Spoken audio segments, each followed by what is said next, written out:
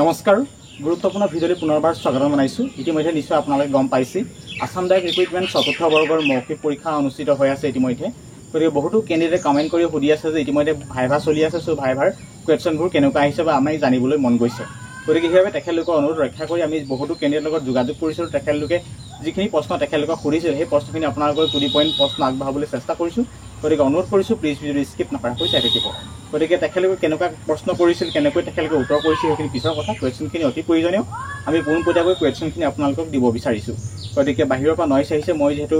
বাহিৰত আছোঁ, গতিকে মই গাঁৱত আহিছোঁ যিহেতু সেইবাবে মই কমপ্লিট গাঁৱৰ পৰিৱেশত ভিডিঅ' বনাই আছোঁ। গতিকে বাহিৰৰ পৰা নইজ আহিব পাৰে, মোৰ শব্দখিনিৰ ওপৰত আপুনি গুৰুত্ব দিব। গতিকে কুৱেশ্যন কেনেকুৱা আহিছে তাৰ আগতে মই জনাব বিচাৰিছোঁ আমাৰ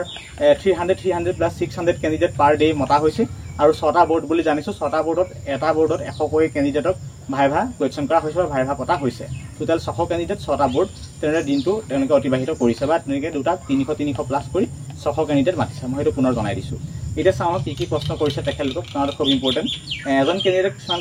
প্ৰশ্ন কৰে, তেখেতে মোক জনাইছে, তেওঁ প্ৰশ্ন কৰিছে তোমাৰ নাম কি, ঠিক সেইদৰে তেওঁ কৈছে কোন ডিষ্ট্ৰিক্টৰ পৰা আহিছা, DC কোন তেওঁ সুধিছে, ঠিক সেইদৰে কি কৰি আছে,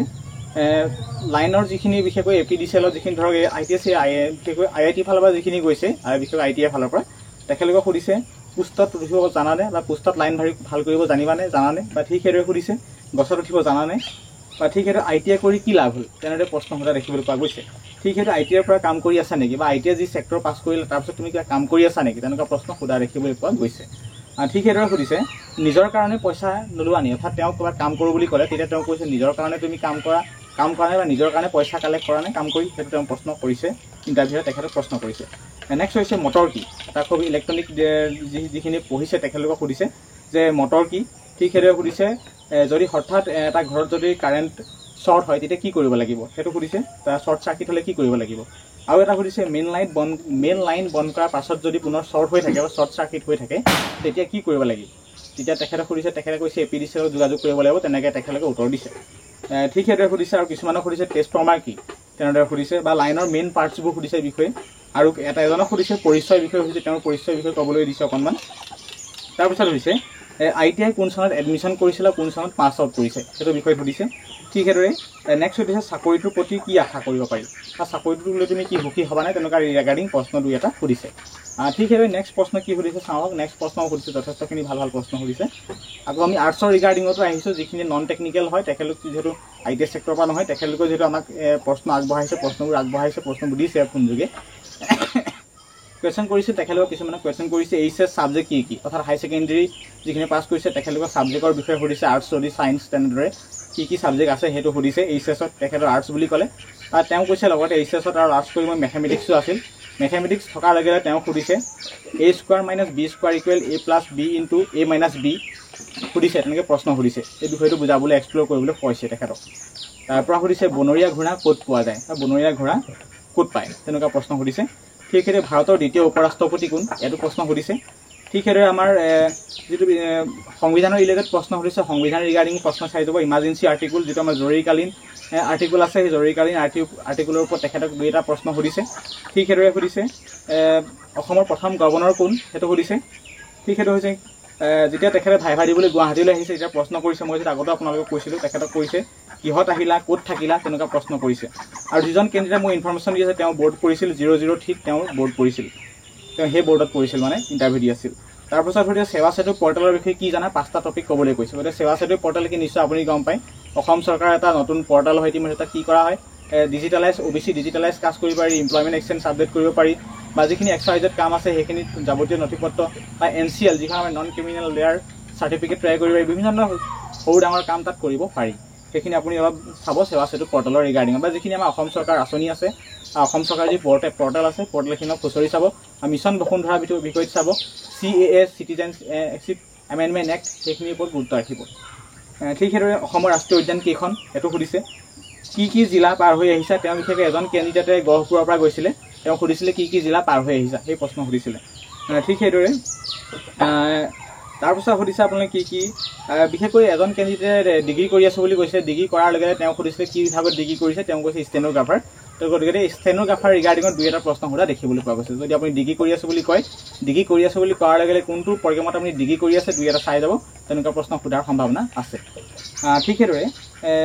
বিশেষকৈ গহপুৰ যিজন কেণ্ডিডেট আছিল তেখেতলোক সুধিছিল ডিমা হাছাওৰ কথা সুধিছিল কিবা এটা প্ৰশ্ন কৰিছিল গতিকে এনে নহয় যে আপোনাৰ নিজৰ ডিষ্ট্ৰিক্টখনৰ বিষয়ে যে সুধিব সেইটো নহয় যদি কোনোবা লখিমপুৰৰ পৰা গৈছে তেওঁক শিৱসাগৰ দুটা প্ৰশ্ন সুধিব পাৰে আৰু লখিমপুৰ এজন কেণ্ডিডেটক শিৱসাগৰ প্ৰশ্ন সুধিব পাৰে ধেমাজি এজন কেণ্ডিডেটক ঢকুৱাখানাৰ বিষয়ে দুটা এটা সুধিব পাৰে তেওঁলোকে সেই ৰিগাৰ্ডিঙৰ ওপৰত গুৰুত্ব ৰাখিব তাৰপিছত বেছিকলি বিশ্বনাথ চাৰিআলিৰ এজন কেণ্ডিডেটক সুধিছে বিশ্বনাথ চাৰিআলিৰ জিলা উপায়ুক্তজনৰ নাম কি বা জিলা ডিচিজনৰ নাম কি এনেদৰে সোধা দেখিবলৈ পোৱা গৈছে গতিকে এইখিনি খুব ইম্পৰ্টেণ্ট পইণ্ট এতিয়া কথাটো বুজি পালে গতিকে এইখিনি পইণ্টত বেছি গুৰুত্ব দিব লাগিব আপোনালোকে গতিকে আৰ্টিকুলৰ ওপৰত চাব সংবিধানৰ ওপৰত গুৰুত্ব ৰাখিব তাৰ সম্বন্ধে অসম চৰকাৰৰ যি পৰ্টেল আছে অসম চৰকাৰ যি আমাৰ মন্ত্ৰী আছে MLA আছে MP আছে সেইখিনি চাব অসমৰ আপোনালোকৰ জিলাখিনি জিলাৰ উপায়ুক্তসকল চাৰ্কুল অফিচাৰ মহকুমাধিপতি সেইখিনি অলপ গুৰুত্ব ৰাখিব তাৰ সমান্তৰালকৈ আপোনালোকৰ আমাৰ বিশেষকৈ ৰিচেণ্টলি বিশেষকৈ ৰাষ্ট্ৰীয় উদ্যান এখন আপডেট হৈছে নতুন ৰাষ্ট্ৰীয় উদ্যান এখন এড হৈছে কি এড হৈছে সেইখিনি আপুনি জানাৰ খুব ইম্পৰ্টেণ্ট পইণ্ট গতিকে এইখিনিৰ ওপৰত গুৰুত্ব ৰাখিব গতিকে যদি আপুনি APDCL আপুনি কাম কৰে বুলি ক'ব পাৰে তেতিয়া আপোনাক ক'ব পাৰে যে